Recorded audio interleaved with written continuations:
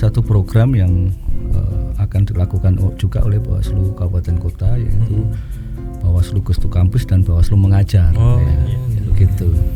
Kemudian apa yang menarik Pak dari hasil evaluasi tersebut biasanya? Yang sudah pernah dilakukan evaluasi itu? Kita tahu ya bahwa sengketa itu ada dua. Yang pertama adalah sengketa antar peserta dengan penyelenggara dan sengketa antar peserta. Jadi yang peserta dengan penyelenggara ini ada pas di Pilkada kemarin, termasuk di Kabupaten Tegal ya. Jadi memang kemarin di Kabupaten Tegal ada sengketa proses antara peserta dengan penyelenggara pemilu, dan alhamdulillah beliau selalu mendampingi kami kita di Kabupaten Tegal. Ya, memang tugas kita kan seperti itu. Supervisi terus kan. Gitu.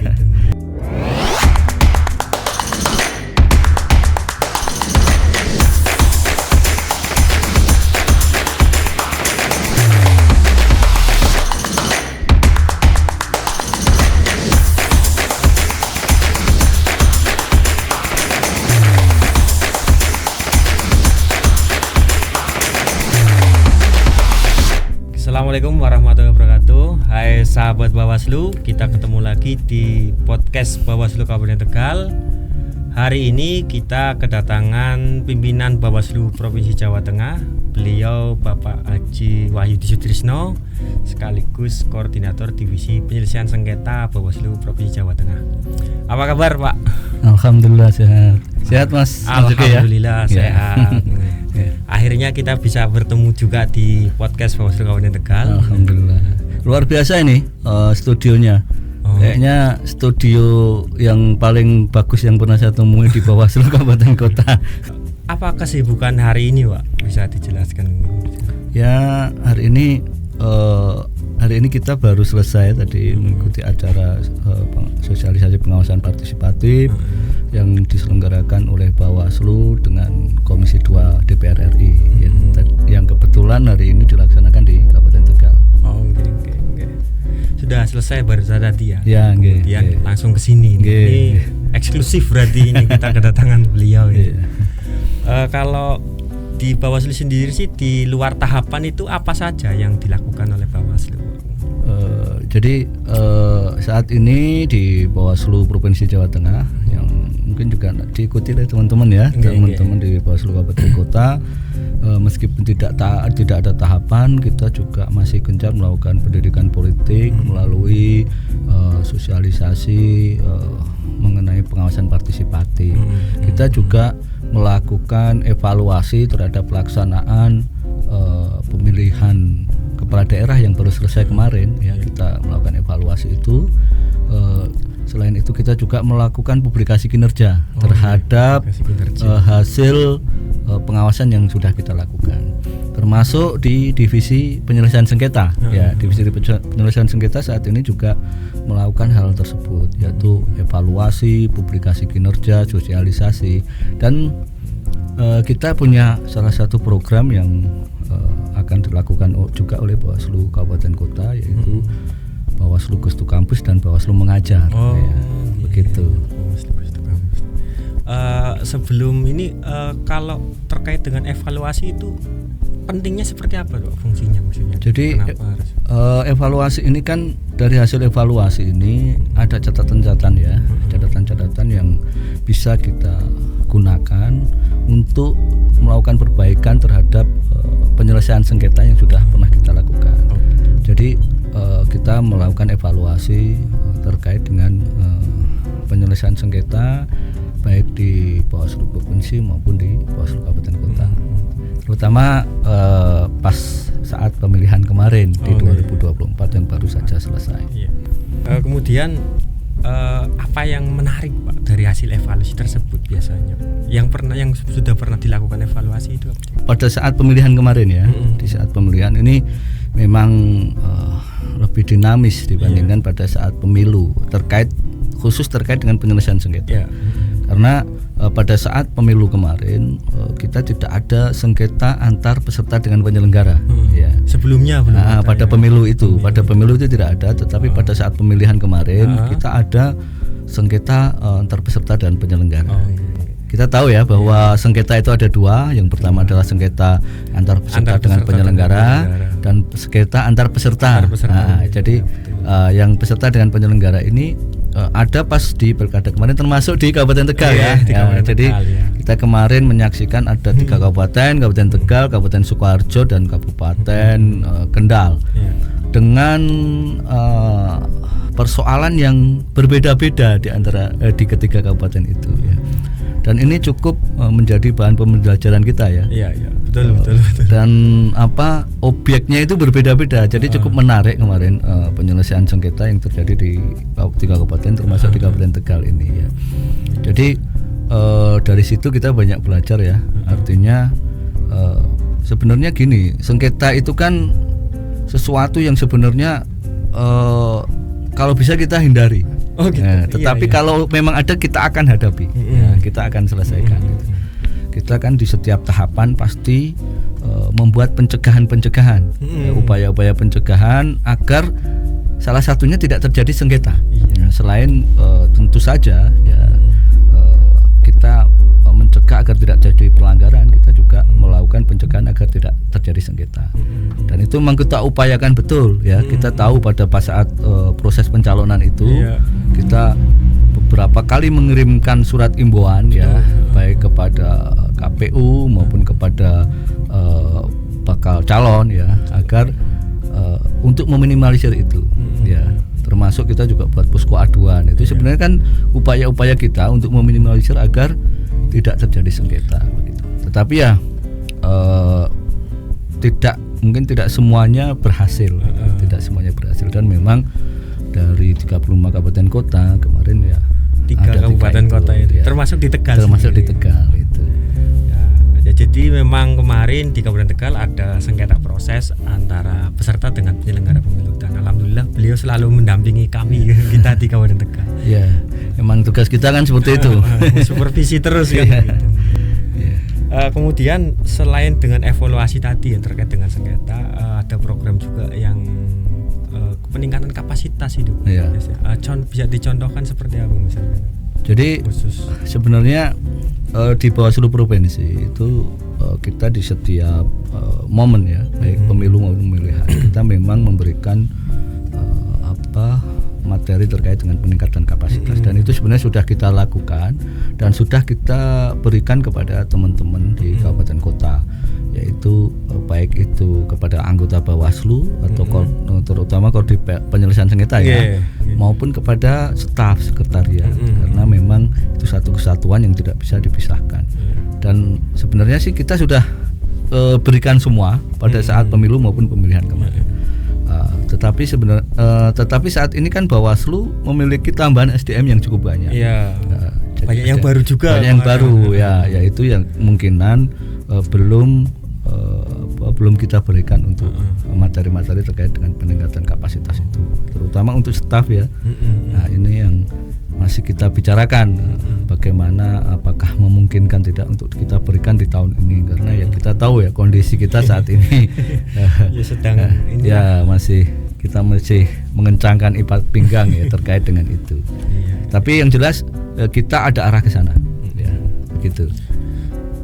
Di luar itu kan juga banyak juga nih masyarakat bertanya kan, ketika di luar tahapan ini apa sih kinerja Bawaslu ini? Bisa nggak misalkan jadi kalau secara garis besar begini Mas Juki ya. Jadi Bawaslu itu kan seharusnya bekerja di periodenya. Kita 5 tahun. 5 tahun itu bekerja. Nggak ada istilah itu, nggak ada tahapan kita nganggur.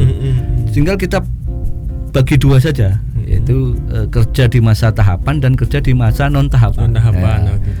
Masa non tahapan ini adalah masa kita bisa melakukan sosialisasi, ya kan, bisa melakukan publikasi, bisa melakukan evaluasi, bisa melakukan memberikan pendidikan politik kepada pelajar, mahasiswa atau pemilih pemula.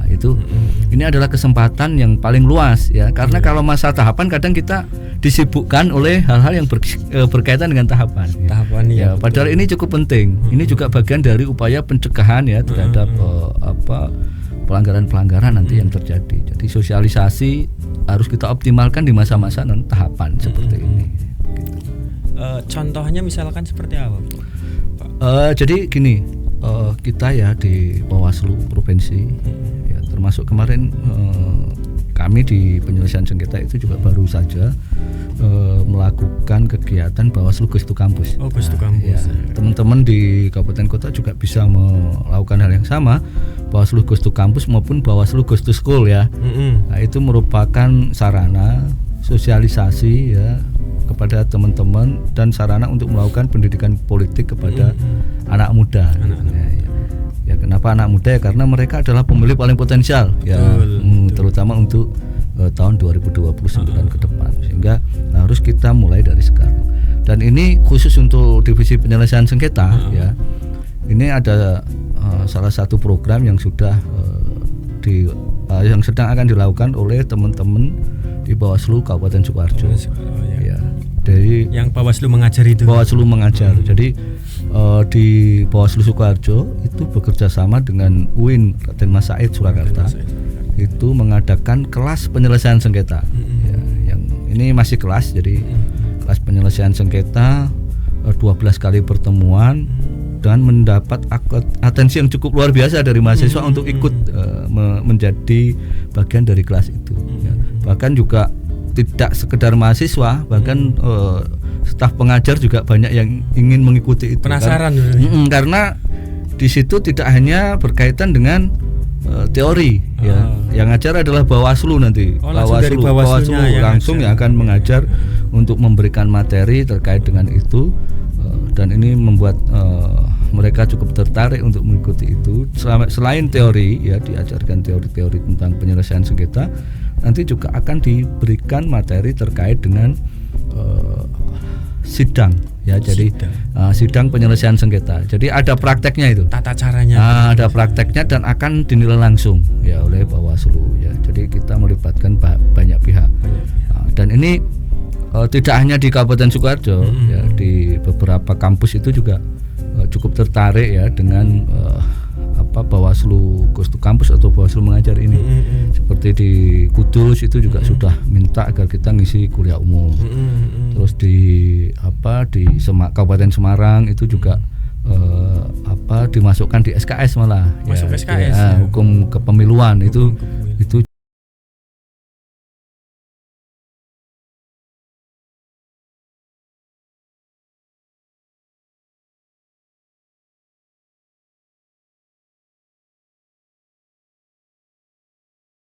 Jadi ada banyak yang bisa kita lakukan meskipun saat ini tidak sedang memasuki masa tahapan.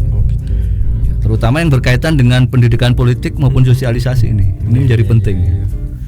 Ini tadi yang sangat menarik itu Bawaslu Goes to Campus itu. Goes to Campus ada kelas sengketa dan juga ini. Seberapa penting ini maksudnya? Jadi khusus untuk kelas sengketanya maksudnya gitu. Seberapa penting ini? Jadi begini ya. Harus kita akui ya bahwa secara umum bahkan tidak hanya tidak aja orang awam, orang hukum itu sebenarnya juga masih banyak yang belum tahu persis tentang sengketa bagaimana beracara di Bawaslu itu seperti apa. Nah, ini menjadi wahana ya, menjadi sarana yang cukup strategis kita untuk mensosialisasikan itu. Jadi terutama kepada teman-teman mahasiswa ya. Jadi kalau di Fakultas Hukum itu kan biasanya ada namanya peradilan semu. Ada mudkot itu biasanya mereka berpraktek terkait dengan bagaimana beracara di pengadilan. Nah, ini Bawaslu ini juga perlu mensosialisasikan itu. Jadi Bawaslu itu juga ada loh mekanisme beracara di Bawaslu. Dan ini menjadi hal yang cukup penting, apalagi kalau materi yang diajarkan bersifat praktek gitu. Pasti mahasiswa akan senang gitu. Dia akan belajar dengan itu karena di situ semua peran nanti ada kan, mulai dari advokat, pemohon, termohon itu bagaimana teknis dari beracara pada saat sidang di Bawaslu itu. Dan ini akan menarik sebenarnya. Iya kan, memang masih jarang orang tahu ya tentang sengketa proses itu sendiri. Di Bawaslu itu masih seperti apa itu juga masih mekanismenya, teknisnya bagaimana memang jarang. Prosedurnya, administrasinya. Atau memang perlu kita dorong untuk masuk di SKS itu Mas. Ya kalau bisa itu lebih bagus. Dan memang ada beberapa kampus yang ingin memasukkan itu di SKS. Termasuk di Surakarta itu kemarin juga ada satu kampus ya, yang bukan selain di UIN Surakarta itu ada satu kampus yang memang akan memasukkan itu di mata kuliah wajib mereka nanti.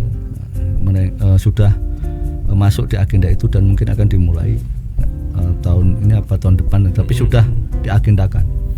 Itu juga sedang berproses membuat kerjasama dengan Bawaslu Sukoharjo agar menjadi pihak yang nanti akan mengisi kuliahnya. Ya. Jadi untuk sementara masih sebatas kita menjadi narasumber di dalamnya itu. Yang nanti kita jadi pengajarnya gitu. Jadi tenaga pengajarnya. Tapi memang secara kelembagaan di kampus-kampus belum banyak gitu yang memasukkan materi tentang sengketa ini dalam mata kuliahnya belum ada. Iya betul. Dan ini padahal ini sangat penting kan. Betul, sangat penting. Kita juga butuh ya orang-orang punya skill tentang itu gitu, Bawaslu. Nanti siapa tahu dia juga masuk di kesekretariatan gitu kan, jadi stafnya Bawaslu. Minimal mereka sudah tahu ya, sudah belajar tentang itu gitu. Kalau untuk dunia profesional sendiri bagaimana tanggapannya? Ada nggak yang terkait dengan sengketa proses ini di dunia profesional? Misalkan pengacara, lawyer atau Nah ini masih dalam kemarin kita sempat ngobrol-ngobrol juga dengan secara informal bagaimana nanti kalau kita misalnya memperkenalkan hukum tata cara beracara tentang penyelesaian sengketa di pemilu, bekerja sama dengan asosiasi advokat. Ini masih kita masih kita dalami, kita pelajari. Siapa tahu nanti asosiasi advokat itu berminat untuk memasukkan itu. Karena saya kan juga pernah ikut pendidikan advokat. Itu biasanya memang semua hukum acara diajarkan di sana. Nah ini kalau penyelesaian sengketa ini bisa masuk ke salah satu materi di pendidikan advokat itu akan menarik. Ini nanti sedang kita dalami, siapa tahu nanti ada asosiasi advokat itu berminat ya. Ya memang karena pengalaman kami ya di sini kan memang lawyernya pun kadang masih banyak bertanya. Betul, dan nggak menguasai. Menurut lawyernya itu ini sangat berbeda Mas ya. Ya, kurang menguasai terkait dengan tata cara beracara di Bawaslu itu memang berbeda dengan di pengadilan. Dan ini menjadi PR kita gitu. Untuk bisa mensosialisasi sampai ke sana. Nanti kita mungkin akan berkomunikasi dengan teman-teman asosiasi advokat. Kalau memang ada yang berminat nanti bisa kita masukkan di salah satu materi pada saat pendidikan advokat itu.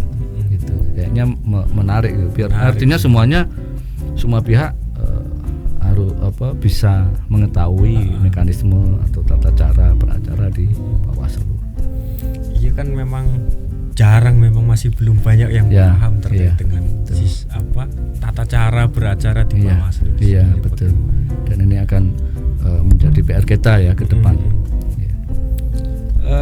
Ada hal lainnya yang bisa ditambahkan misalkan? Oh jadi begini, selain kita membuat program Bawaslu Mengajar, itu ada beberapa keuntungan ya ketika kita melakukan program itu atau Bawaslu Gustu Kampus ya. Bawaslu Gustu Kampus ini kan sebenarnya sebuah sarana kita untuk mensosialisasikan mekanisme penyelesaian sengketa ataupun penyelesaian sengketa baik pemilu maupun pemilihan, yaitu untuk kita sosialisasikan di kampus-kampus. Selain itu kita mempunyai kesempatan untuk memaparkan publikasi kinerja kita. Jadi Bawaslu Provinsi pasca pemilihan 2024 kita itu membuat dokumentasi baik berupa buku dan film. Berupa buku dan film terkait dengan penyelesaian sengketa yang sudah dilakukan oleh Bawaslu Provinsi Jawa Tengah. Kita sudah mensosialisasikan ya, kita baru mensosialisasikan satu film di kampus UIN Gus Dur Pekalongan kemarin. Dan ini sebenarnya baru launching dan itu merupakan sebenarnya selain kita mensosialisasi sengketa, kita juga penyelesaian sengketa, kita juga mensosialisasikan hasil kinerja kita. Nah, jadi itu kesempatan satu kali dayung ya, dua tiga puluh terlampaui. Nah ini sebenarnya bisa teman-teman lakukan juga di Kabupaten Tegal ini, Kabupaten Tegal terutama ya. Apalagi di sini ada sengketa, ya itu kalau misalnya teman-teman punya nanti punya kegiatan Bawaslu Goes to Kampus, nanti bisa mensosialisasikan itu. Ya nanti kalau memang harus kita dampingi, insya Allah kita siap untuk mendampingi itu. Kita akan nonton diskusi bareng, dengan nonton bareng film hasil penyelesaian sengketa yang sudah diselesaikan oleh teman-teman di Bawaslu Kabupaten Tegal. Ya karena memang di situ kan ada scene ada gambar, ada video dari Bawaslu Kabupaten Tegal. Karena memang kita cuma mengangkat 3 kabupaten yang ada penyelesaian sengketa. Kalau di Bawaslu Kabupaten Tegal sendiri ada sih Goes to School ya. Nah, besok kita MOU dengan SMK 1 Slawi. Mungkin nanti bisa kita sisipi program. Ya betul. Itu nanti juga mungkin teman-teman yang film itu yang khusus adegannya Tegal bisa dipotong diputar di sana. Kan nggak lama itu, paling 10 menit ya. Kalau nanti semuanya kan kadang bosan. Nah itu kalau kita ambil yang khusus Kabupaten Tegal untuk disosialisasikan biar masyarakat tahu. Masyarakat tahu, oh ini ada penyelesaian sengketa di Tegal, oh kasusnya seperti ini. Nah, intinya gitu sih. Kalau untuk publikasi ini selain dari di medsos satu ini penting, lebih baik yang sebelah mana, dari medsos atau kita ini ya, kita tidak tidak ingin mendikotomi itu. Jadi kita anggap bahwa semua metode publikasi itu penting. Kita tidak ingin menganggap bahwa ini lebih penting dari yang lainnya. Makanya semua kita lakukan. Kita publikasi, sosialisasi ini bisa kita lakukan secara online maupun offline. Dan ini menurut saya ini saling melengkapi sebenarnya sih. Tidak bahwa ini tidak bisa dikatakan ini lebih baik daripada ini. Kadang kan masyarakat kita ini meskipun kita sudah sosialisasi di medsos ya, kadang tidak tahu kalau tidak bisa kasih tahu. Nah ini kan salah satu cara kita untuk memberitahu bahwa oh ini ada ini di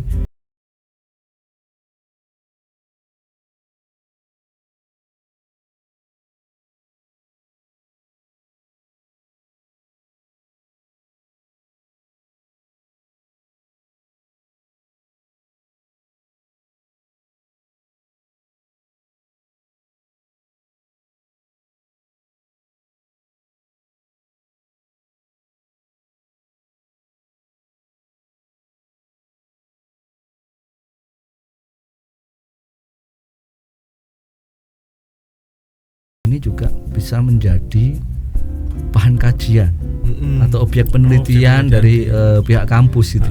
Ini kenapa kita menyasar? Ya ini penting untuk bahan evaluasi ataupun perbaikan ya yang bisa dilakukan oleh penyelenggara pemilu ke depan.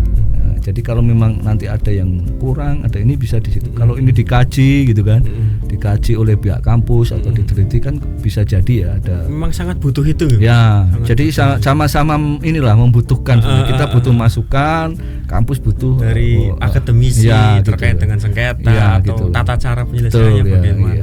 Makanya dan ini memang kita sasar kepada kampus-kampus yang memang ada fakultas hukumnya, karena memang mereka mempelajari itu. Apa harus fakultas hukum? Sebenarnya sih terbuka ya. Cuma kalau di sana kan biasanya kemungkinan mereka akan melakukan objek penelitian terkait itu kan lebih besar. Jadi kita sih nggak menutup ke yang lainnya, karena kita juga sosialisasi maupun publikasi itu ke pihak sekolahan yang nggak ada itu juga gitu. Jadi semuanya sih tetap terbuka. Iya, soalnya kalau di Kabupaten Tegal kan yang ada kampus hukum paling di UPS ya. Ada di sini ya sebenarnya kalau syariah, jurusan syariah. Ya syariah bisa. Kalau di UIN Surakarta itu kan syariah. Kemarin di UIN Gus Dur itu juga fakultasnya benar syariah. Cuma yang mengikuti itu rata-rata mahasiswa hukum tata negara. Tapi dia fakultas syariah sebenarnya. Itu. Ini kan juga penting ya, pemahaman dari teman-teman akademisi, mahasiswa, apalagi kalau sudah sampai tertarik pada penelitian ya. Makanya itu kan siapa tahu bisa menginspirasi mereka untuk melakukan penelitian terhadap itu. Ya salah satunya berarti manfaat publikasi di samping menyampaikan hasil kinerja kita juga bisa